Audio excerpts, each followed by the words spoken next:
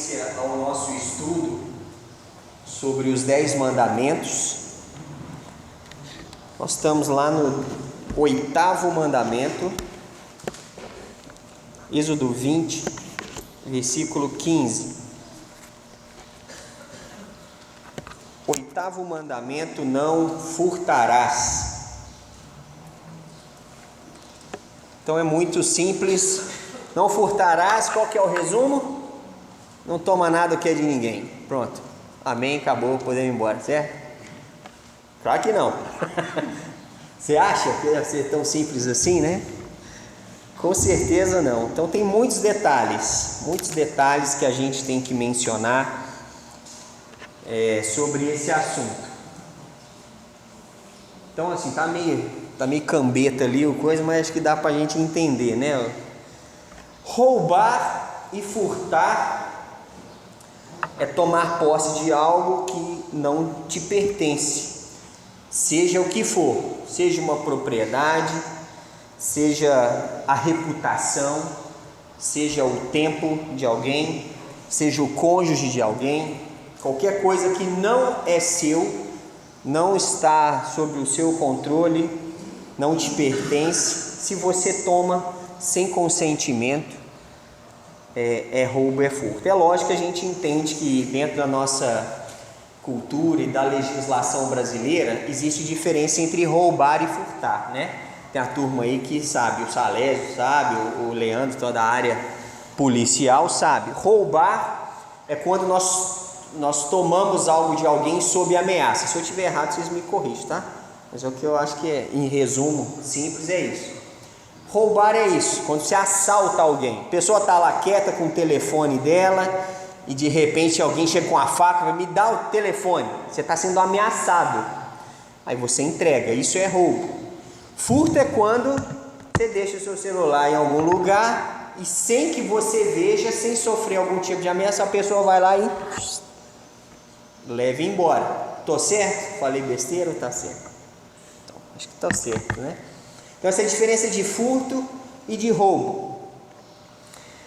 E na época da lei de Moisés a lei era muito clara, objetiva e firme em relação a esse tipo de atitude, esse tipo de conduta, né?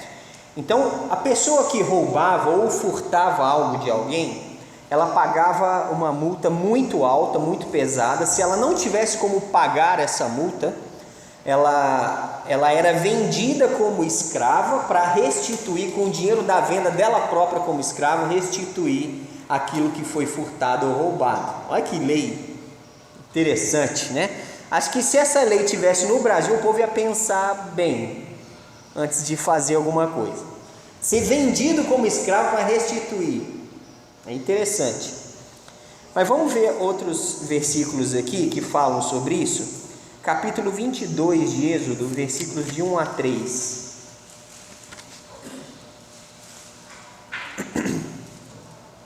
Ele diz ali, Êxodo 22, de 1 a 3. Se alguém furtar boi ou ovelha e o abater ou vender, por um boi pagará 5 bois, e 4 ovelhas por uma ovelha. Se um ladrão for achado arrombando uma casa e sendo ferido morrer, quem o feriu não será culpado do sangue. Se, porém, já havia sol quando tal se deu, quem o feriu será culpado do sangue. Neste caso, o ladrão fará a restituição total. Se não tiver com que pagar, será vendido por seu furto. Aquilo que a gente falou, né? Olha que lei interessante. Então, era tratado dessa maneira. Olha Levítico capítulo 6. Levítico capítulo 6.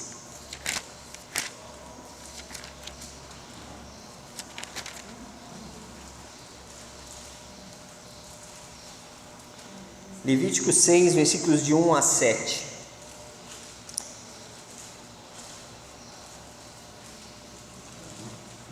Ele diz ali: falou mais o Senhor a Moisés, dizendo: quando alguma pessoa pecar e cometer ofensa contra o Senhor, e negar ao seu próximo o que este lhe deu em depósito, ou penhor, ou roubar, ou tiver usado de extorsão para com o seu próximo, ou que, tendo achado o perdido, o negar com falso juramento, ou fizer alguma outra coisa de todas em que o homem costuma pecar? Será, pois, que, tendo pecado e ficado culpada, restituirá aquilo que roubou, ou que extorquiu, ou o depósito que lhe foi dado, ou perdido que achou, ou tudo aquilo sobre o que jurou falsamente, e restituirá por inteiro, e ainda isso acrescentará a quinta parte àquele a quem pertence. Lhe dará no dia da sua oferta pela culpa.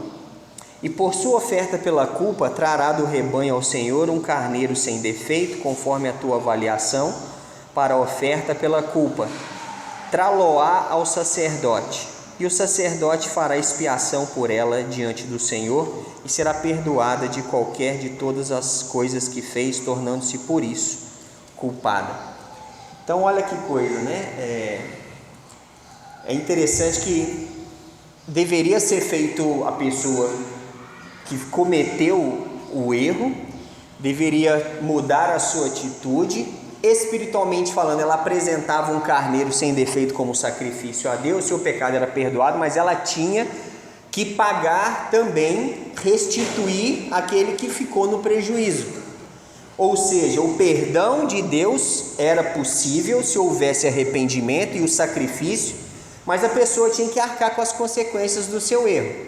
Ou seja, Deus não ignora os erros e os pecados cometidos. Uma punição deveria acontecer. Então, da mesma forma, a gente entende hoje, né, que esse tipo de pecado, do furto, do roubo, ele tem que ser punido. Independente se a pessoa arrepende ou não, a pena tem que ser paga. A restituição tem que ser feita.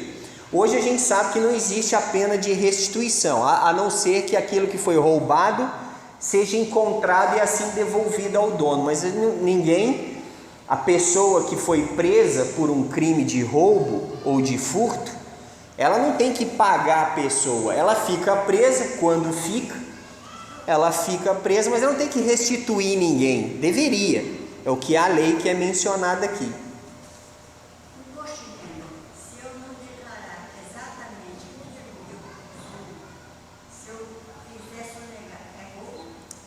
Boa pergunta. Segura ela aí que daqui a pouco nós vamos chegar nesse ponto, temos outros exemplos. Ótima pergunta. É isso aí, é o que eu falei, que nem tudo é tão simples assim, né? Sim. Excelente pergunta, Maria. Daqui a pouco nós vamos responder ela. Tem outras coisas que às vezes a gente comete isso aqui em várias áreas. Ninguém vai sair com a faca roubando as coisas dos outros. Isso ninguém faz. Você não fala assim, eu não roubo ninguém. Calma lá que nós vamos chegar lá. Espera aí. Então, não está aí à toa, né? O mandamento não está aí à toa, que a gente pode cometer isso aqui de outras maneiras. Então vamos chegar lá. Qual que era a pena espiritual que é colocado na Bíblia em relação a isso, para quem morre na prática sem abandono dessa prática? Lá em 1 Coríntios 6, versículo 9 e 10...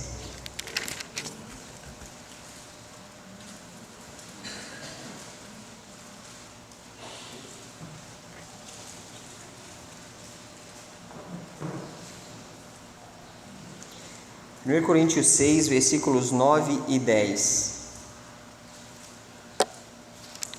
diz o seguinte lá: ou não sabeis que os injustos não herdarão o reino de Deus? Não vos enganeis, nem impuros, nem idólatras, nem adúlteros, nem efeminados, nem sodomitas, nem ladrões, nem avarentos, nem bêbados, nem maldizentes, nem roubadores herdarão o reino de Deus. Então está evidente aqui, há uma pena para quem morre sem se arrepender dos seus pecados, sem Jesus, e morre nessa prática.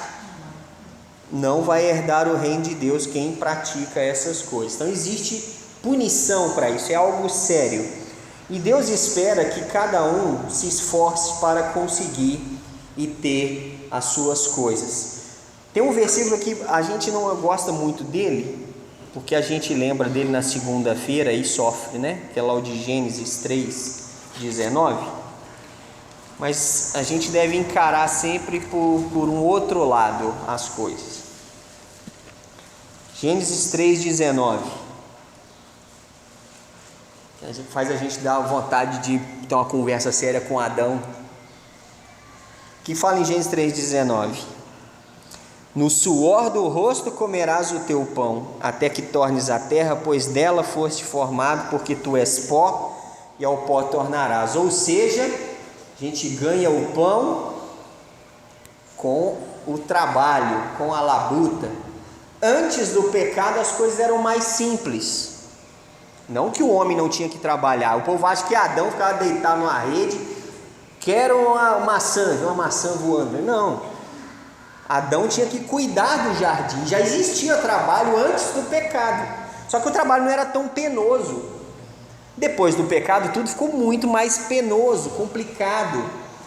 Então o povo às vezes tem um entendimento que a vida de Adão antes da queda era uma maravilha. Não tinha, né?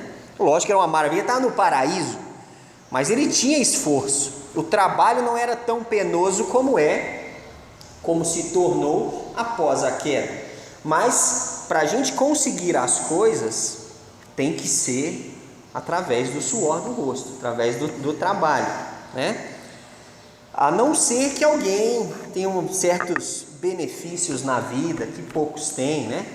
Filho de príncipe, que aí não vai ter que ralar tanto. O suor é às vezes diferente de um filho de príncipe, de rei, né? Príncipe da Inglaterra, sei lá. Esse povo que recebe umas heranças quando é pequeno, tem milhões lá, ele não vai ter que preocupar com tanta coisa assim, né? É diferente. Mas são alguns que têm certos privilégios. A turma, a massa mesmo, a massa é suar, não tem jeito. É pegar ônibus, é aguentar às vezes chefe enjoado, é ganhar pouco, pagar muito imposto. É assim, a nossa realidade, por enquanto, é essa, né? Dá a César o que é de César, dá a Deus o que é de Deus, mas no suor do rosto a gente ganha o nosso pão e Deus vai atuando, abençoando, e a gente vai conquistando as coisas nesse mundo e nessa vida. Então é assim que tem que ser. A gente sabe que na nossa sociedade essa ideia não é muito agradável, porque dá esforço. Então por isso que tem tanto ladrão, tanta gente extorquindo os outros, tanta gente roubando, furtando, lesando. Assim, dá medo às vezes, né? O povo dá nó em pingo d'água para conseguir ter mais de forma mais fácil. O povo desvia remédio, desvia merenda, desvia o que for para conseguir mais dinheiro. A ganância e a falta de noção não sei nem como é que classifica isso, a não ser realmente o pecado contaminou com tudo, né? O povo não pensa em mais ninguém a não ser em si mesmo. Então, sendo fiel a Deus nas coisas pequenas, lembra que a Bíblia fala: seja fiel no pouco, sobre o muito será colocado. A parábola dos talentos fala sobre isso. Então a gente, com fidelidade a Deus, aos poucos, sendo responsável com tudo aquilo que Deus tem nos proporcionado, a gente alcança conquistas e vitórias, certo? A gente não precisa furtar ou roubar nada de ninguém. Mas o que acontece? Por mais que às vezes a gente sabe disso, a gente tenta dar o jeitinho. O jeitinho brasileiro é de Deus ou não? O que você acha? O jeitinho brasileiro? O jeitinho brasileiro é do capiroto, do carcará, mais conhecido como o antenudo. Isso é coisa, não é de Deus. Jeitinho brasileiro é uma forma de burlar a regra. O jeitinho brasileiro é de beneficia um e prejudica outro. E isso não deve ser parte da conduta do servo de Deus, o jeitinho brasileiro, né? E às vezes a gente furta, a gente desobedece o mandamento do furto por querer benefícios de certa forma, que a gente está lesando outros por causa disso, ou tirando oportunidade de outros por causa disso. Isso é complexo, isso é errado, é complicado, mas é comum. Então, tem condições acontece às vezes, não deveria acontecer, mas acontece às vezes, de pessoas, ou até igrejas, ou até faz parte da conduta do povo, tomar certas práticas para facilitar a sua própria vida, e assim ele está furtando alguma coisa de alguém, ou a modo de lidar com certas coisas faz com que você furte algo, e você acaba caindo, desobedecendo um mandamento que você acha que não desobedecia. Que a gente sempre fala, eu nunca matei, eu nunca roubei. A gente já falamos sobre o não matarás, que às vezes a gente mata sim, mas a gente às vezes rouba também. Vou te dar um exemplo, depois nós vamos falar do que a irmã Marlene falou. Um exemplo que todos nós já roubamos isso alguma vez. Quando a gente assina um contrato de trabalho, certo? A gente assina um contrato de trabalho, então, ou seja, você está vendendo o seu tempo em troca de dinheiro. Trabalho é isso, você vende o seu tempo, ao invés de você estar fazendo outra coisa, você está lá trabalhando, fazendo uma função, você está recebendo por isso. Quando você não faz o que deveria dentro daquele período, você está roubando. Não vou falar roubar na prática, você não está ameaçando o seu chefe, mas você está furtando, porque o seu chefe está lá achando que está pagando você para fazer determinada coisa, mas você está fazendo o quê? Você está fazendo outra coisa, coisas de cunho pessoal que não tem nada a ver com o trabalho, ou gastando tempo em outras coisas que não são direcionadas para aquilo que você está sendo pago. Isso é furtar.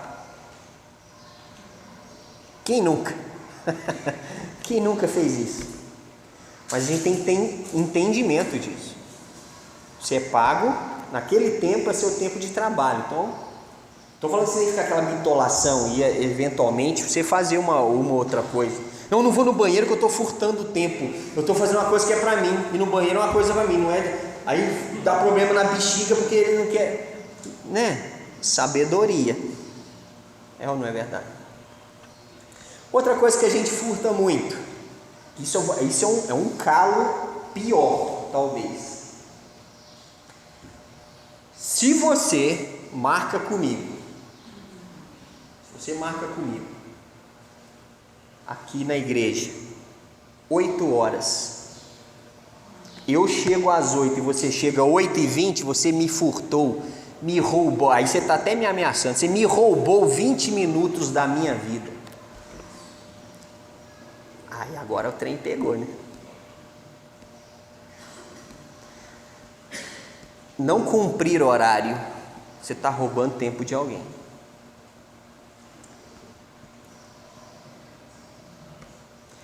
E uma coisa que eu tenho que me policiar, porque uma coisa que eu quero em 2020 é a gente começar todas as nossas atividades na hora cravada.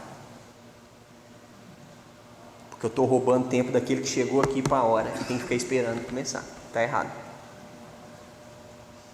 Não pode. Está marcado 10, é 10. Se o café é 9h30, que hora que é o café? Não é 15 para as 10. Não é 5 para as 10, é 9h30. Ah, mas já que começa mesmo, aí daqui a pouco dá 10h20 a gente está começando. Não pode, gente. Você está roubando o tempo dos outros. Não pode.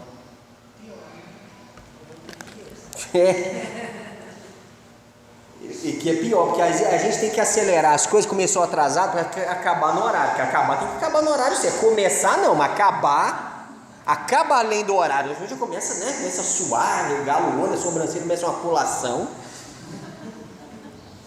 se não acabar no horário, aí você está roubando tempo de Deus, que Deus, aquele tempo é de Deus, para falar com você, aí começa atrasado, aí tem que acabar no horário, o horário certo tem que acabar. Nós estamos furtando algo que não é nosso. Eu falei que a coisa não ia ser tão simples assim.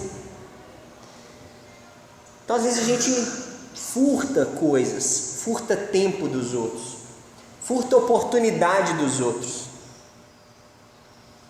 Quando a gente atropela certas fases, certas coisas, às vezes não é nosso tempo de fazer determinada coisa, é do outro, e a gente que insiste em fazer uma coisa que não é no nosso momento, a gente está roubando a oportunidade do outro viver ou fazer certas coisas. Uma coisa que eu via muito acontecer quando eu comecei a estudar no Instituto Federal em Barbacena, por 2 vezes eu comecei a fazer cursos diferentes lá, não consegui terminar. Mas uma coisa que me deixava indignado, nossa, me dava ruim, muita raiva isso, quando dava o momento de concorrer a bolsas. E lá o Instituto Federal tem várias bolsas, então tem bolsa da Vale Transporte, um valor em dinheiro, tem algumas bolsas lá. E na época, a primeira vez que o Ednei começou a estudar lá, é porque eu estava desempregado, a gente estava num arroxo violento. E a gente concorreu tudo quanto era bolsa. Na primeira vez ele conseguiu, beleza. No outro ano não conseguimos. Aí a gente começa a ver o povo que conseguia a bolsa. Era gente que tinha... Olha quem consegue bolsa. E a pessoa concorria a isso com o maior cara de pau, como se ela tivesse direito. A pessoa tinha terreno no nome dela, casa e carro, e concorrendo à bolsa de R$200, tirando a oportunidade de outros que precisam. Isso é roubo. Eu lembro que na minha sala tinha uma pessoa que concorreu e falava: rapaz, você está errado, você está fazendo, você não precisa disso não. E o pior, usava o dinheiro não para o estudo, que a finalidade da bolsa é auxiliar no estudo. A maioria dos alunos usava o dinheiro, sabe para quê? Para comprar celular, para viajar, para ir para a festa. Para a festa, que era o principal. Gente, eu começo a suar de nervoso só de lembrar disso. Ladrões. Isso é roubo, não precisa disso. E a pessoa está tirando, roubando, furtando a oportunidade de outros. Mas depois bate no peito: eu nunca matei, nunca roubei. Deus está vendo que está roubando, está furtando, tirando a oportunidade de outros. Isso não dá um desânimo, tem hora, né? Não dá. É difícil demais. Então a gente tem que tomar cuidado, porque às vezes a gente está furtando as coisas, tirando a oportunidade. Aí entra a questão também disso de impostos. A carga de tributo no Brasil é o cúmulo do puro absurdo? Acho que todo mundo concorda que sim, não é verdade? É um absurdo, concordo. Mas o que nós vamos fazer? Clamar ao Deus Todo-Poderoso que faça um milagre na cabeça dos políticos, para ver se alguma coisa seja feita para reduzir imposto, porque a gente tem que pagar, não tem jeito. Se a gente fica dando um jeitinho, isso aqui eu não menciono, isso eu não menciono na declaração. Se o leão resolver olhar, já pensou? Deixa o leão olhar, aí você cai na famosa malha fina, aí você vai ter que se explicar por que você não declarou certas coisas. Imagina que papelão que não deve fazer parte da vida do servo de Deus. Mas é um absurdo o imposto, eu concordo, o imposto é alto, é um absurdo mesmo, eu acho errado, ICMS alto, 60% de quase tudo que a gente compra é imposto, eu acho, não estou concordando que imposto é bom não, né? Dá muita raiva, mas a gente não tem outra opção, a gente tem que cumprir a lei. Mas eu não concordo com a lei, então ora mais. A gente tem que orar mais então pelos nossos governantes, só isso. E que Deus tenha misericórdia deles e principalmente de nós, porque eles estão bem lá. Para eles o imposto faz diferença nenhuma, para a gente faz, para eles não. Então que Deus tenha misericórdia de nós e põe ajuda, porque a gente vai fazer o quê? Vai descumprir o mandamento, desobedecer a lei, desobedecer a palavra? Porque algo está fora, aí fora está errado? Não. Um erro não justifica outro erro. Então a gente tem que cumprir a palavra. Então às vezes a gente cai nisso, né? Então a gente às vezes rouba tempo no trabalho, rouba nesse tipo de circunstância em termos de impostos. Negócios fraudulentos também, às vezes a gente tá roubando. Um exemplo que isso acontece muito também, sabe? Quando aquela pessoa, ela tá com problema de dívida, ela começa a vender o que ela tem a preço baixo demais para conseguir levantar um dinheiro mais rápido. E tem gente que enxerga nisso a grande oportunidade para lucrar. A pessoa já está desesperada, já está numa situação difícil, já está vendendo o que tem num preço mais baixo, mas tem um espertão gospel, fala assim, agora Deus vai me honrar aqui. Um carro que custa 30, a pessoa está vendendo por 20, e a pessoa fala assim, eu te dou 12. O carro não vale só 12. Você está roubando dela a chance de solucionar um problema. Pastor, no caso, isso aí não é negócio, não? Negócio fraudulento. Um negócio fraudulento, porque não é justo. E Deus não atua, como a gente lê em Provérbios, a balança injusta, Deus não está na balança injusta. Uma coisa é justiça. Então a pessoa está fazendo um negócio, está vendendo, eu falo, fazer uma oferta é errado. Não, fazer oferta não. Fazer oferta não. Mas se você sabe que aquilo ali vale o preço, e ela já está pedindo abaixo, você sabendo que ela está desesperada, você vai forçar a barra mais em cima dela, não é justo, não é correto. Você está tirando dela algo que ela já está num buraco, você está só pisando um pouquinho mais nela. Não é justo. Não é errado fazer proposta. Proposta a gente tem que pichinchar, fazer proposta, mas tem que ter, consciência. Diante disso aí que o Saber está comentando, eu acho que assim, existe uma relação comercial, pode estar pensando, existe aquela relação em que a pessoa está numa necessidade, Sim. numa dificuldade. Ela está com um parente acamado, precisando de uma cirurgia, e aí precisa disponibilizar um bem, e já está fazendo Sim. aquilo ali de uma forma barata e tal, e você vai chegar, não, eu sei que está com essa oportunidade, porque o parente está precisando de uma internação. Acho que é É diferente. Mas numa relação Sim. comercial natural, eu quero 10, eu pago 8, eu pago 9. Normal. O que eu estou falando não é que fazer oferta está errado. O que eu estou falando assim, você já tem uma oferta abaixo, já foi te dado uma oferta abaixo, mas ainda assim você quer sugar o que a pessoa já não tem, e não tem necessidade disso, está entendendo? Você está entendendo? Eu não estou aqui colocando ou condenando a negociação. Negociação tem que negociar mesmo.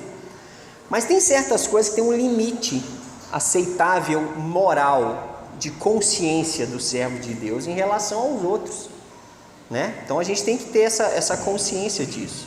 Seu Marcos. Esse caso aqui é errado, que é defesa de lei. A pessoa pode vender, depois ela vai ter justiça que ela consegue. Pronto. Se o bem tiver com a pessoa, consegue ter a mesma. Então, você vê como é que é a situação. Então assim, a gente tem que fazer parte de negócios justos, né? Quer pechinchar? Pechincha, não tem problema. Tem como você fazer mais barato? Fala. Mas tem condição uma coisa que custa 30, a pessoa já está oferecendo por 20. Um terço a menos. Você quer dar 10, mas não vale só 10. É questão de justiça. É questão de consciência. Para quem paga menos, beleza, né? É uma coisa. Mas tem que ter uma noção que há um limite. Pode negociar, não tem problema nenhum nisso. Não há problema no negócio. A gente vende coisas o tempo todo, né? A gente vende carro, vende bicicleta, vende moto. Eu estou tentando vender um carro, não consigo, porque todo mundo quer me oferecer moto. Eu não quero moto, eu quero carro, eu quero vender o carro. Mas você aceita moto? Eu falo, não aceito moto, só quero o carro. Mas eu estou precisando vender a moto, eu também estou precisando vender o carro. Né? Então é assim, acontece. Você pode aceitar a proposta, eu preciso vender o carro. Aí me fizeram que eu dar uma proposta surreal. Eu falei, não, lógico que não. Eu estou precisando? Estou precisando. Mas eu tenho que ter noção do que eu preciso, mas eu também não posso entregar as coisas para os outros assim. Entendeu? Outra coisa que às vezes a gente rouba é a esperança das pessoas. Sabe como que a gente rouba esperança? Isso às vezes acontece muito dentro de família. Quando o filho, desde pequeno, ele tem uma ideia de que ele quer ser alguma coisa. Aí o pai fala assim: meu filho, você não existe isso não. Você nunca vai ser isso. Você nunca vai chegar em tal lugar. Você está tirando, está roubando a esperança de alguém. Entra no que a gente falou de matar às vezes a esperança de alguém. Você está tirando da pessoa a oportunidade de correr atrás de um sonho, de uma oportunidade. É a mesma coisa, vamos supor que igual concurso, quem sai na frente assim desde cedo, já tem um foco e começa a estudar, ótimo, ele vai conseguir alcançar esse projeto mais rápido talvez que outros. A pessoa que tem o tempo para estudar, não é obrigada a trabalhar, tem quem o ajude, o banque, ótimo, maravilha, é uma oportunidade que todo mundo gostaria. Outros não têm essa oportunidade, a pessoa tem que trabalhar 8, 9, 10 horas por dia e tem que estudar sozinho porque não tem condição de pagar um curso e vai fazer a prova, vai pagar a inscrição, aí vira alguém e fala assim: tem outros aí que vivem 15 horas por dia estudando só para esse concurso, você não vai passar nisso nunca. Está destruindo a esperança de alguém. Não faz isso não. Você está roubando a chance de uma pessoa continuar, insistir nas coisas. Nunca vira para alguém. É igual uma coisa que acontece muito também. Tem gente que chega depois dos 30 e ainda não arrumou um pé do chinelo dela para casar, né? Passou dos 30, está meio agarrada, né? Nosso comum, o famoso encalhado ou encalhada, assim, acho que não vai dar mais para mim não. Mas a pessoa às vezes lá no fundo diz: não, acho que ainda dá, eu vou insistir, vou continuar a minha procura, o processo seletivo ainda está aberto, recebendo currículos e tudo mais. Aí chega um e fala assim: ih, mas pode desistir, você não dá mais nada, você não dá mais não, já pode 30 anos, 35, 40, não arrumou nada, ih, não vai dar mais nada, é titia mesmo. Você está roubando a esperança, não faz isso não. Fica quietinho na sua. Ela não está pedindo a opinião, você vai ou não vai arrumar, não é verdade? A gente adora dar uma opinião. Não tem que dar desse tipo de coisa. Esperança, sonhos, a gente empurra, a gente não segura. A gente empurra. Um menino de 5 anos, quer ser astronauta, quer ser? Corre atrás, vai estudar, tem que estudar muito para ser astronauta. Um dia pode ser que mude os planos. Já não contei que eu queria ser motorista de ônibus da Itapemirim, quando era criança? Queria ser. O que eu sou hoje? Nada a ver com motorista de ônibus. A vida muda.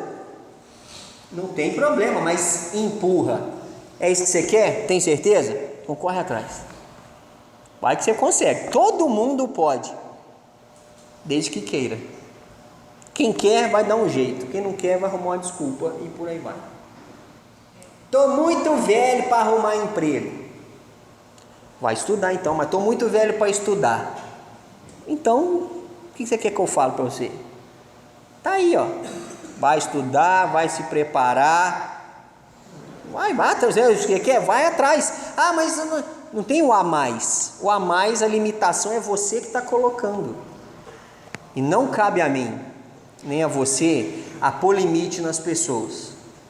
Não faz isso não, que você está velho demais para isso. Não vamos roubar a esperança de ninguém. Não vamos furtar a expectativa de ninguém. Não vamos cair nesse mandamento aqui dessa forma.